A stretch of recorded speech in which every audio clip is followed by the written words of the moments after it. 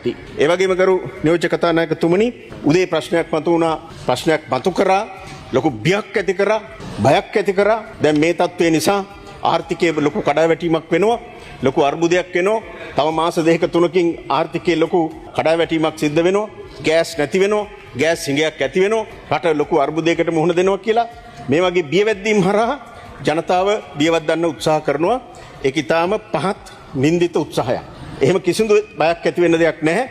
ආර්ථිකය ශක්තිමත් ඉස්සරහට යනවා. වැටිච්ච තැනින් අපි ඊටත් වඩා හොඳට ශක්තිමත්ව නැගිටිනවා. ඒ ධෛර්යය මේ රටේ ජනතාවට තියෙනවා. ඒ නිසා විපක්ෂයේ එක්කෙනෙක් දෙන්නෙක් ඔය ඔයගේ කටකඩිච්ච කතා කිව්වට බොරු බය ඇති කරලා ජනතාව බියවද්දන්න හැදුවට ජනතාව ඒව පිළිගන්නේ නැහැ. ජනතාව අද සූදානම් මේ තත්ත්වෙන් රට ගොඩ ගන්න. කිසිසේත්ම ගෑස් හිඟයක් ඇති වෙන්නේ නැහැ. පහුගිය දින කිහිපෙදී ජාත්‍යන්තර ටෙන්ඩර් ක්‍රමවේදයට අනුව ඒ ටෙන්ඩර් දැමීමක් සිද්ධ වුණා. ඒ ටෙන්ඩර් වලට අනුව අලුත් සමාගමක් තෝරගත්තා. මෙතෙක් මේ පහුගිය දවස්වල ගෑස් ලබා දුන්නේ ඕමාන් සමාගම තමයි.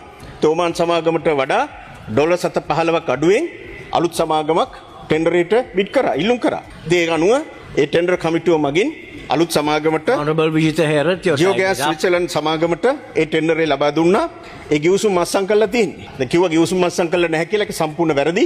ගිවිසුම් මස්සම් කරලා තියෙනවා. මොහොත ඒ පරීක්ෂා කරන්න, තත්ත්ව පරීක්ෂා කරන්නත් ඒ අනුමැතිය ඒගොල්ලෝ දීලා තියෙනවා. ඒ නිසා කිසිදු ගැටලුවක් නැහැ. ඒක පරීක්ෂා කරනවා. පළවෙනි නැව ජනවාරි මාසේ 5 වෙනිදා වෙනකොට ලංකාවට එනවා. ඒ නිසා මේ අලුත් සමාගමෙන් අලුතෙන් ගෙන්වන ගෑස් ලබන මාසේ 5 වෙනිදා වෙනකොට ලංකාවට එනවා. කිසිදු ආකාරයක ගෑස් හිඟයක් රටේ ඇති වෙන්නේ නැහැ. ඒ නිසා බොරු බියවැද්දීම් කරන්න එපා. ඒක සම්පූර්ණ අසත්‍යයක්. මේ ඇතිවෙච්ච තත්ත්වයට අපි මුහුණ දීලා රටක් විදිහට සියලුම දෙනා එකතු වෙලා මේ රටේ මේ වැටිච්ච තත්ත්වයෙන් රට මුදව ගන්න එකවන්ව අපි නැගිටිනවා. ඒ අදිෂ්ඨානය අපිට තියෙනවා. අපි ඒ අදිෂ්ඨානෙන් යුක්තව ඉස්සරහට යමු. බොහොම ස්තුතියි.